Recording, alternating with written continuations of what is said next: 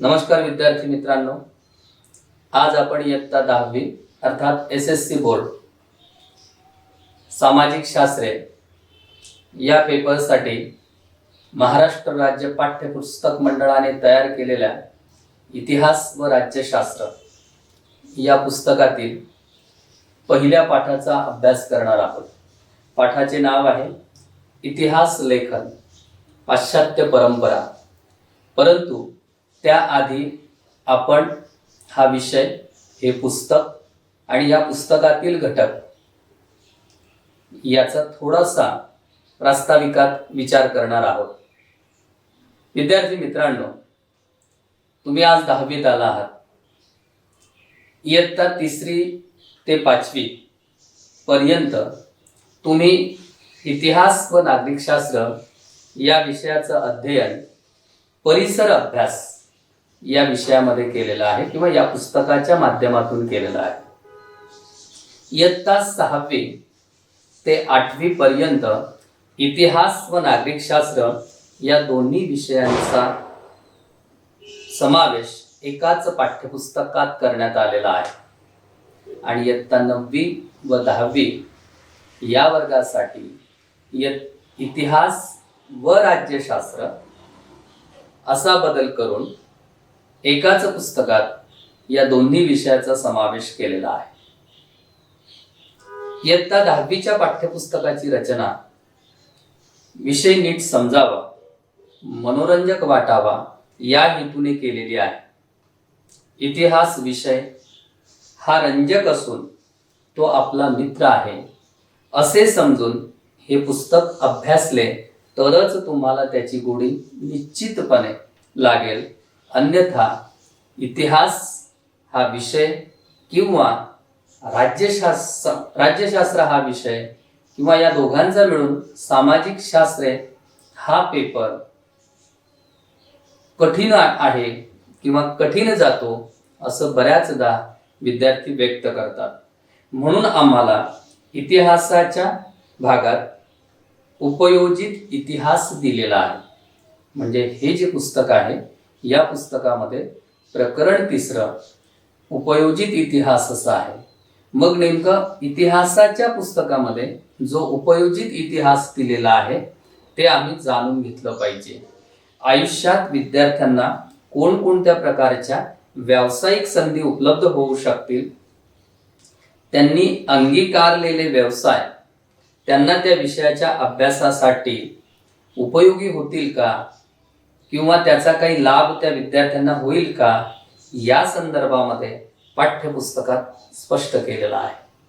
म्हणजे इयत्ता 10वीच्या इतिहास व राज्यशास्त्र या पाठ्यपुस्तकामध्ये आयुष्यात विद्यार्थ्यांना कोणत्या प्रकारच्या संधी उपलब्ध होऊ शकतात, रोजच्या जीवनातील कोणती गोष्ट असो, व्यवसायाचे कोणतेही क्षेत्र असो, त्या गोष्टीचा त्या व्यावसायिक क्षेत्राच्या विकासाचा स्वतःचा एक इतिहास असतो। त्या इतिहासाचा, ज्ञानाचा व्यावसायिक कौशल्यासाठी उपयोग होतो, ही बाब स्पष्ट केलेली आहे। आणि म्हणून या आधीच्या अभ्यासक्रमासाठी असलेली इतिहासाची पुस्तकं आणि आत्ता तुमच्यासाठी असलेल्या या अभ्यासक्रमाचं जे पुस्तक आहे या पुस्तकामध्ये हा फरक आपल्याला लक्षात घ्यायचा आहे। याचा अर्थ असा की इतिहास हा मनोरंजक आहे आणि तो आपल्याला त्या पद्धतीने आवडीने अभ्यासायचा आहे। जसा इतिहास आहे तसंच राज्यशास्त्र सुद्धा आहे।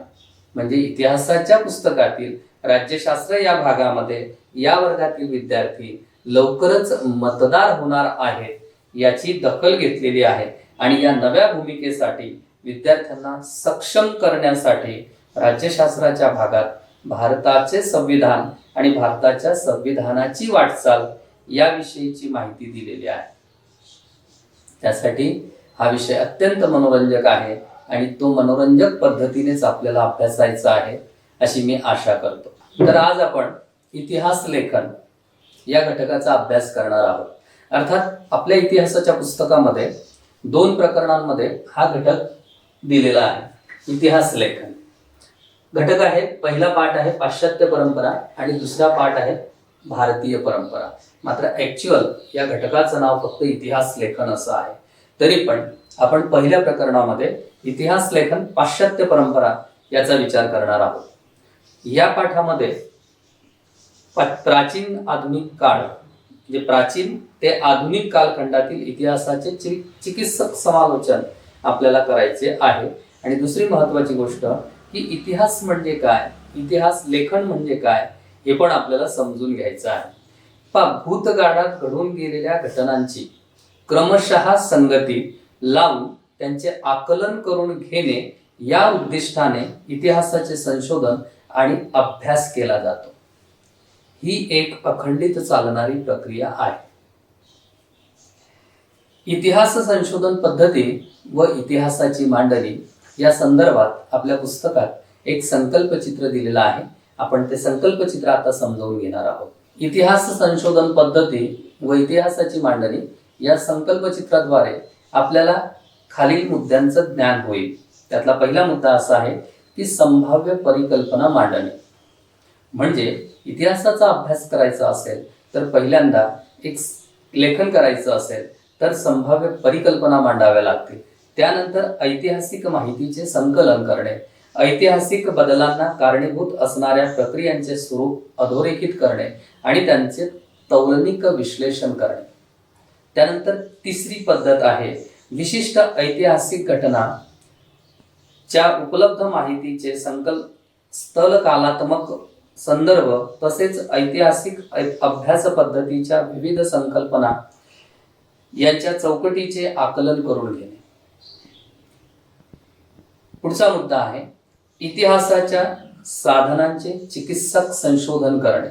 त्यानंतर ऐतिहासिक संदर्भांशी निगडीत प्रश्नांची मांडणी करणे व शेवटी उपलब्ध ऐतिहासिक संदर्भांशी निगडीत योग्य प्रश्न तयार करणे. या पाठाचा पहिला मुद्दा आहे इतिहास लेखन. इतिहास लेखन म्हणजे काय असा प्रश्न जर आपल्याला विचारला तर आपण असं सांगू शकतो की उपलब्ध पुराव्यांचे चिकित्सापूर्वक संशोधन करून भूतकाळात घडून गेलेल्या घटनांची मांडणी करण्याच्या लेखन पद्धतीला इतिहास लेखन असं म्हणतात. आणि इतिहासाची चिकित्सक मांडणी करणाऱ्या संशोधकाला इतिहासकार असे म्हणतात. मात्र इतिहास लेखनाच्या काही मर्यादा आहेत. आपल्याला दुसरा मुद्दा समजून घ्यायचा आहे इतिहास लेखनाच्या मर्यादा. मग कुठल्या मर्यादा आहेत तर इतिहास संशोधनामध्ये वैज्ञानिक ज्ञानशाखांप्रमाणे प्रायोगिक पद्धती, प्रत्यक्ष निरीक्षण पद्धती या उपलब्ध नाहीत किंवा या उपलब्ध करून घेणे शक्य नाही. दुसरी मर्यादा अशी आहे इतिहासातील घटना ह्या घडून गेलेल्या असतात तेव्हा त्यांच्या निरीक्षणासाठी आपण नसतो व त्या घटनांची पुनरावृत्ती करता येत नाही. तिसरी मर्यादा अशी आहे की वैज्ञानिकांप्रमाणे इतिहासकाराला सार्वकालीन आणि सार्वत्रिक नियम मांडणं आणि ते नियम सिद्ध करणं हे शक्य नाही किंवा हे शक्य नसतं. आणि म्हणून इतिहासकार ऐतिहासिक संदर्भांचा तौलनिक विश्लेषणांच्या आधारे दस्तऐवजातील माहितीच्या विश्वासार्हतेची पडताळणी करू शकतात. आणि एवढंच काम फक्त इतिहासकाराला करता येते. मी पुन्हा एकदा सांगतो, इतिहासकार ऐतिहासिक संदर्भाच्या तौलनिक विश्लेषणाच्या आधारे दस्तऐवजातील माहितीच्या विश्वासार्हतेची पडताळणी करू शकतात. यानंतरचा पुढचा मुद्दा आहे इतिहास लेखनाची परंपरा. निवडलेल्या घटना आणि त्याची मांडणी करताना अवलंबिलेला वैचारिक दृष्टिकोन या गोष्टी इतिहासाच्या लेखनाची शैली निश्चित करतात. एखादा दस्तऐवज विश्वासार्ह ठरवण्यासाठी खालील अधिकारी व्यक्तींची, ज्ञानशाखांची व संस्थांची गरज असते. जसे भाषा आणि लिपी जाणणारे तज्ज्ञ, अक्षरवळण, लेखकाची भाषाशैली, वापरलेल्या कागदाच्या निर्मितीचा काळ आणि कागदाचा प्रकार, त्याचप्रमाणे अधिकारदर्शक मुद्रा यासारख्या विविध गोष्टीचे जाणकार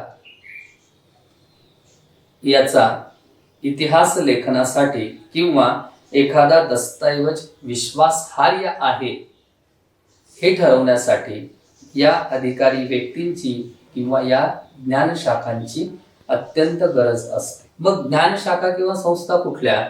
तर पुरातत्व, अभिलेखागार, हस्तलिखितांचा अभ्यास, त्यानंतर पुराभिलेख, अक्षरवाटिकाशास्त्र, भाषा रचनाशास्त्र, नाणकशास्त्र, वंशावळीचा अभ्यास करणारे इत्यादी ज्ञानशाखाचा इतिहासाचा चिकित्सक अभ्यास करण्यासाठी आपल्याला आवश्यकता असते.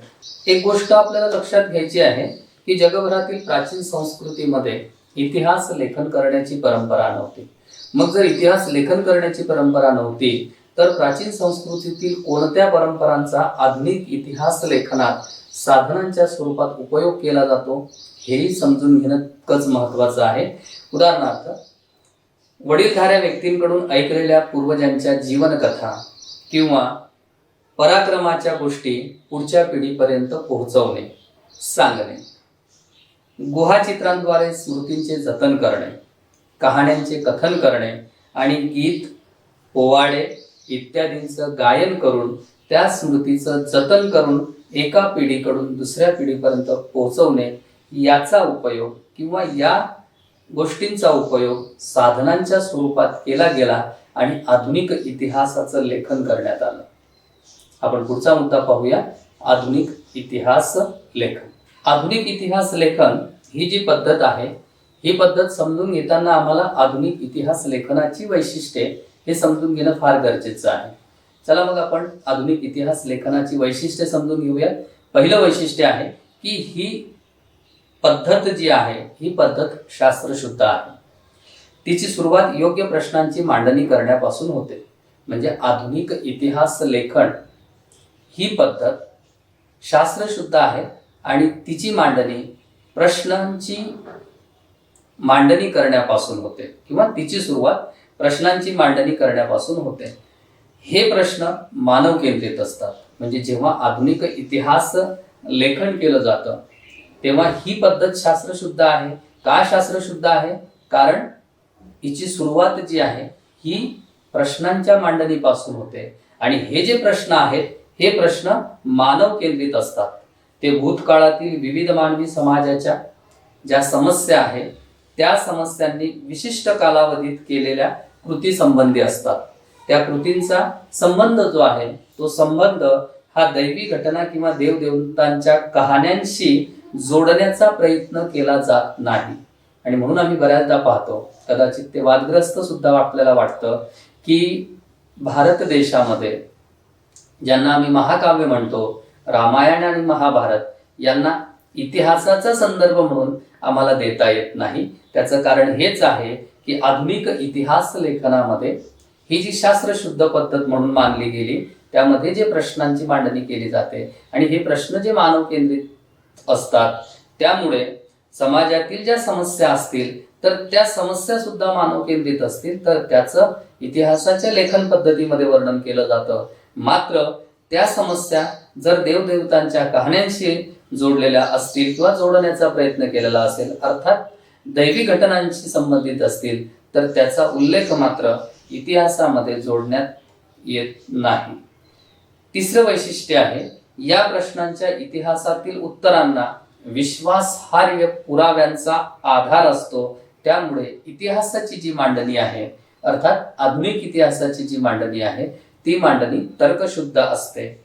आणि अत्यंत महत्त्वाचं शेवटचं वैशिष्ट्य असं आहे की मानव जातीने भूतकाळात केलेल्या कृतींच्या आधारे मानव जातीच्या वाटचालींचा वेध इतिहासात घेतला जातो.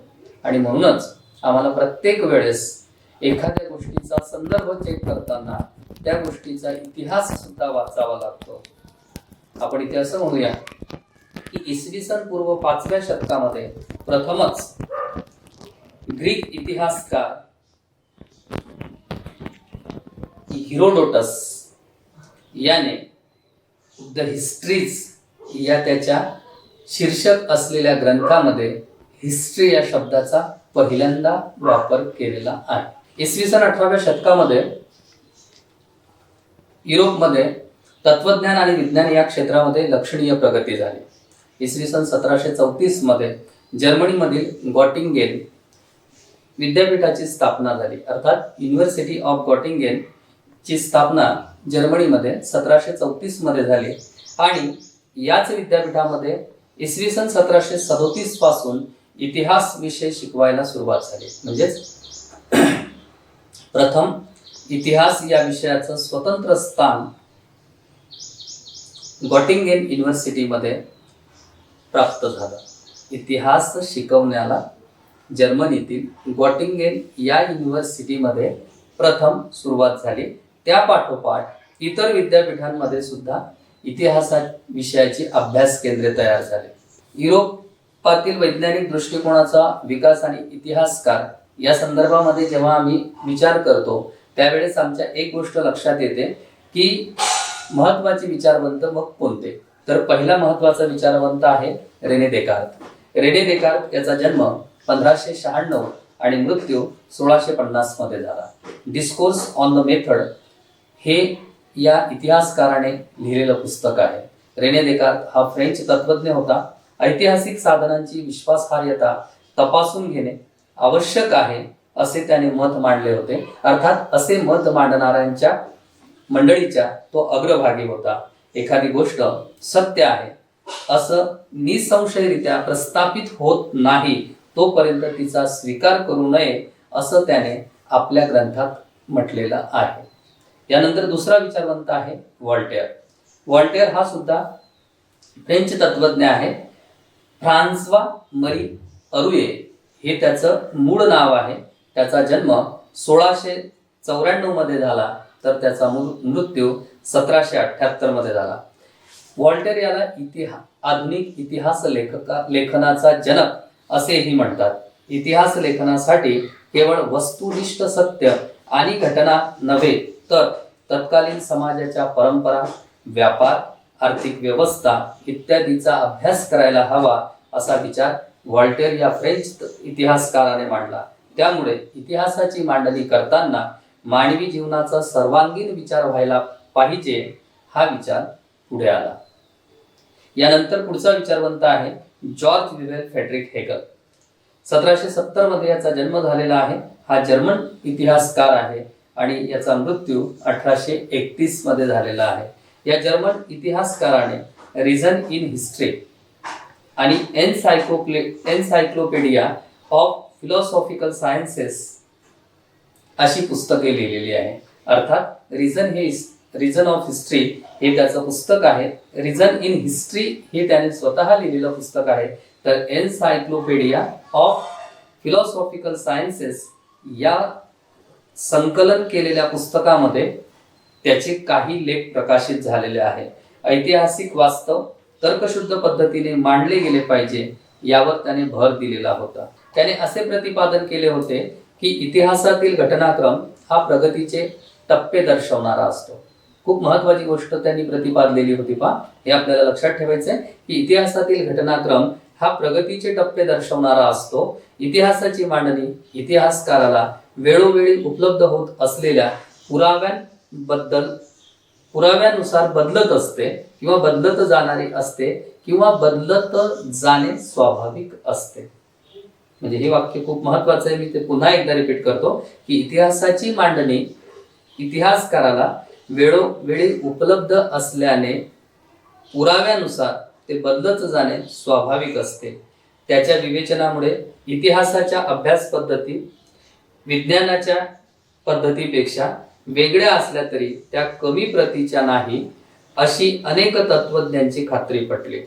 जॉर्ज विवेल फ्रेडरिक हेगल या विचारवंताचा आणखी एक सिद्धांत द्वंद्ववाद म्हणून प्रसिद्ध आहे आणि तो सिद्धांत आपल्या इतिहासाच्या पुस्तकात या पाठाच्या एका पेजवर चौकटीत दिलेला आहे. तर द्वंद्ववाद याला प्रतिशब्द इंग्लिशमध्ये डायलेक्टिक्स असं म्हटलेलं आहे. द्वंद्ववाद म्हणजे नेमकं काय तर कोणत्याही घटनेचा अर्थ लावण्यासाठी तिची वर्गवारी दोन प्रकारात केली जाते. जसे की खरे खोटे, चांगले वाईट, म्हणजेच त्याशिवाय मानवी मनाला त्या घटनेचे आकलन होत नाही आणि म्हणूनच या पद्धतीला द्वंद्ववाद किंवा डायलेक्टिक्स असे म्हटलेले आहेत. यामध्ये प्रथम एक सिद्धांत मांडला जातो, त्यानंतर त्या सिद्धांताला छेद देणारा प्रतिसिद्धांत मांडला जातो आणि या दोन्ही सिद्धांताचा तर्काधिष्ठित उहापोहानंतर दोहोंचे सार ज्यात सामावलेले आहे अशा सिद्धांताची समन्वयात्मक मांडणी केली जाते. यालाच द्वंद्ववाद असंही म्हटलं जातं. आपण असंही म्हणू शकतो की समजा हे उदाहरण स्पष्ट होण्यासाठी किंवा द्वंद्ववाद स्पष्ट होण्यासाठी आपल्याला असं म्हणता येईल की एखादी समस्या निवडताना पहिल्यांदा थेसिस, त्यानंतर अँटीथेसिस आणि मग या दोघांमध्ये चर्चा केल्यानंतर सिंथेसिस मांडला जातो. तर असं एक उदाहरण देऊन सुद्धा द्वंद्ववाद स्पष्ट करता येतो. किंवा आणखी एक उदाहरण आपल्याला भारतीय प्राचीन काळातील गौतम बुद्धांनी दिलेल्या धम्माबद्दल सांगता येतं. ते म्हणजे की पहिल्यांदा तुम्हाला धम्म म्हणजे काय हे समजलं पाहिजे. मात्र हे समजण्यासाठी धम्म म्हणजे काय, त्यानंतर अधम्म म्हणजे काय, या दोन्ही गोष्टी जर आपल्याला समजल्या तर तिसरा एक महत्वाची गोष्ट त्या ठिकाणी निर्माण होते, ती म्हणजे सद्धम्म. तर धम्म, अधम्म आणि सद्धम्म हे सुद्धा द्वंद्ववादाचं एक चांगलं उदाहरण आपल्याला या ठिकाणी घेता येईल. यानंतर पुढचा पाश्चात्य विचारवंत आहे लिओपोल्ड व्हॉन रांके. तर लिओपोल्ड व्हॉन रांके यांचा जन्म 1795 मध्ये झाला, तर त्यांचा मृत्यू 1886 मध्ये झाला. ते जर्मनी इतिहासकार होते. The theory and practice of history आणि the secret of world history या दोन ग्रंथांमध्ये त्यांच्या विविध लेखांचे संकलन आपल्याला आढळते. इतिहास संशोधनात मूळ दस्तऐवजांचा आधार प्राप्त झालेली माहिती ही सर्वाधिक महत्वाची असते, हे त्यांनी त्यांच्या या ग्रंथांमधून सांगण्याचा प्रयत्न केलेला आहे. ऐतिहासिक घटनांशी संबंधित असलेल्या सर्व प्रकारची कागदपत्रे आणि दस्तऐवज यांचा कसून शोध घेणे गरजेचं आहे. जोपर्यंत आपण त्याचा कसून शोध घेत नाही तोपर्यंत आपल्या हाती इतिहासातील अत्यंत महत्वाची घटना ही स्पष्ट करण्यासाठी उपलब्ध होत नाही, असं याचं मत होतं. आणि अशा पद्धतीनेच आपण ऐतिहासिक सत्यापर्यंत पोहोचत नाही, हे पण लिओपोल्ड व्हॉन रँके यांनी सांगायचा प्रयत्न केलेला आहे. इतिहास लेखनातील काल्पनिकतेवर त्यांनी टीका केलेली आहे. त्याने जागतिक इतिहासाच्या मांडणीवर सुद्धा भर दिलेला आहे. याचा अर्थ असा होतो की रांके याने फक्त जर्मनीमध्ये जन्माला आला म्हणून किंवा जर्मनीमधील इतिहासकार आहे म्हणून जर्मनीचाच इतिहास हा जगासमोर मांडावा असं सांगितलेलं नाही, तर जागतिक इतिहासावर त्याने भर दिलेला आहे आणि म्हणून तो पाश्चात्य इतिहासकारांमध्ये एक महत्वाचा इतिहासकार म्हणून सुद्धा ओळखला जातो. यानंतर महत्वाचा इतिहासकार आहे कार्ल मार्क्स. कार्ल मार्क्स यांचा जन्म 1818 मध्ये झाला, तर त्यांचा मृत्यू 1883 मध्ये झाला. हा जर्मनी इतिहासकार होता आणि दास कॅपिटल हा त्यांचा अत्यंत महत्वाचा आणि गाजलेला ग्रंथ आहे. इतिहास अमूर्त कल्पनांचा नसून तो जिवंत माणसाचा असतो, हे कार्ल मार्क्स यांनी जगापुढे मांडलेलं आहे. माणसामधील नातेसंबंध आणि त्यांच्या मूलभूत गरजा भागवण्यासाठी उपलब्ध असलेल्या उत्पादन साधनांच्या स्वरूपावर आणि त्यांच्या मालकीवर ते अवलंबून असते, हे त्यांनी सांगितलेलं आहे. म्हणजे माणसातील जे नातं असतं, हे नातं हे उत्पादनाची साधनं आणि त्याचं जे स्वरूप आहे त्याचबरोबर त्याचा जो मालकी हक्क आहे यावर अवलंबून असते, हे त्याने मांडलेलं आहे. उत्पादन साधनांचे वाटप हे सर्व समाज घटकांमध्ये सम प्रमाणात न झाल्याने समाजात वर्ग संघर्ष निर्माण होतो. ही अत्यंत महत्वाची घटना कार्ल मार्क्स यांनी जगासमोर मांडलेली आहे. मानवी इतिहास अशा या वर्ग संघर्षाचा इतिहास असून ज्या वर्गाच्या ताब्यात उत्पादनाची साधनं असतात तो इतर वर्गाचे आर्थिक शोषण करतो, हेही तितकीच महत्वाची गोष्ट कार्ल मार्क्स यांनी इतिहासाच्या माध्यमातून जगासमोर मांडलेली आहे. की जो पुढचा इतिहासकार आहे मायकल फुको. हा मायकल फुको फ्रेंच इतिहासकार आहे. आर्किओलॉजी ऑफ नॉलेज हे त्याचा ग्रंथ किंवा ही एक नवी संकल्पना त्याने जगासमोर 20व्या शतकात मांडलेली आहे. त्याचा जन्म 1926 मध्ये झालेला आहे, तर त्याचा मृत्यू 1984 मध्ये झालेला आहे. इतिहासाची कालक्रमानुसार अखंड मांडणी करण्याची पद्धत ही चुकीची आहे. अंतिम सत्यापर्यंत पोहोचणं हे पुरातत्वाचे उद्दिष्ट नसून भूतकाळातील स्थित्यंतरांचे स्पष्टीकरण करणे हे उद्दिष्ट असले पाहिजे, असं फुको यांचं मत होतं. मायकेल फुको यांनी इतिहासातील स्थित्यंतरांच्या स्पष्टीकरणावर भर दिलेला आहे हे आपल्याला लक्षात येते. त्याने असंही सांगितलेलं आहे की मनोविकृती, वैद्यकशास्त्र, तुरुंग व्यवस्था इत्यादी विषयांचा त्यांनी इतिहासाच्या दृष्टिकोनातून विचार केलेला आहे.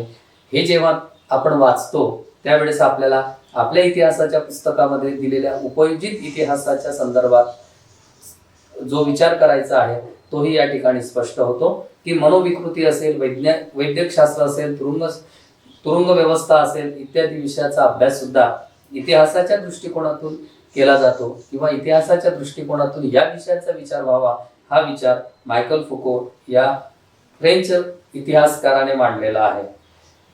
याच पाठाच्या काही पेजेसमध्ये पुस्तकामध्ये काही 2 घटक आपल्याला दिलेले आहेत, त्याचाही आपल्याला स्वतंत्र विचार करायचा आहे. ॲनल्स प्रणाली उदय 20वे शतक आणि ती सुरू करण्याचं श्रेय हे फ्रेंच इतिहासकारांना जाते. इतिहास लेखनाच्या या प्रणालीचा उदय फ्रान्समध्ये झाला. इतिहासाचा जो अभ्यास आहे हा अभ्यास फक्त राजकीय घडामोडी, राजे, महान व्यक्ती, त्यांनी केलेली युद्धे यांच्यावरच केंद्रित न करता तत्कालीन हवामान, स्थानिक लोक, शेती, व्यापार, तत्वज्ञान, दळणवळण, संपर्क साधने, सामाजिक विभागणी आणि समूहाची मानसिकता यासारख्या विषयांचा अभ्यास करणे हे सुद्धा महत्त्वाचे मानले गेले आणि हे 20व्या शतकामध्ये फ्रेंच इतिहासकारांनी ॲनल्स प्रणालीच्या माध्यमातून जगासमोर मांडले. यानंतर याच पाठामध्ये एक आणखी अत्यंत महत्त्वाचा मुद्दा आहे, तो म्हणजे स्त्रीवादी इतिहास लेखन. स्त्रीवादी इतिहास लेखन म्हणजे स्त्रियांच्या दृष्टिकोनातून इतिहासाची केलेली पुनर्रचना. सीमा दी बोहा या फ्रेंच विदुषीने स्त्रीवादाची भूमिका सिद्ध केलेली आहे. स्त्रीवादी इतिहास लेखनात स्त्रियांचा अंतर्भाव करण्याबरोबर इतिहास लेखनात पुरुष प्रधान दृष्टिकोनाचा पुनर्विचार करण्यावरही सीमा दी बोहा या विदुषीने भर दिलेला आहे. नंतरच्या काळात स्त्रियांच्या आयुष्याशी निगडीत असलेल्या नोकरी, रोजगार, ट्रेड युनियन संस्था, कौटुंबिक जीवन इत्यादी सविस्तर विचार त्यांच्या या संशोधनातून सुरू झाला आणि 1990 नंतर स्त्री हा एक स्वतंत्र वर्ग मानून इतिहास लेखनावर भर देण्यात आलेला आहे. आता या संपूर्ण प्रकरणाचा विचार करता आमच्या ही गोष्ट लक्षात येते आहे की इतिहास लेखन या घटकातील पहिला मुद्दा जो होता पाश्चात्य परंपरा अर्थात इयत्ता 10वीच्या इतिहास व राज्यशास्त्र या पुस्तकातील पहिला पाठ, यामध्ये आपण समारोपात असं म्हणू की आधुनिक इतिहास लेखनाची व्याप्ती अशा रीतीने सतत विस्तारत गेली. साहित्य, स्थापत्य, शिल्पकला, चित्रकला, संगीतकला, नृत्यकला, नाट्यकला, चित्रपट सृष्टीची निर्मिती, दूरदर्शन यासारख्या विविध विषयांचे स्वतंत्र इतिहास लिहिले जाऊ लागले. धन्यवाद.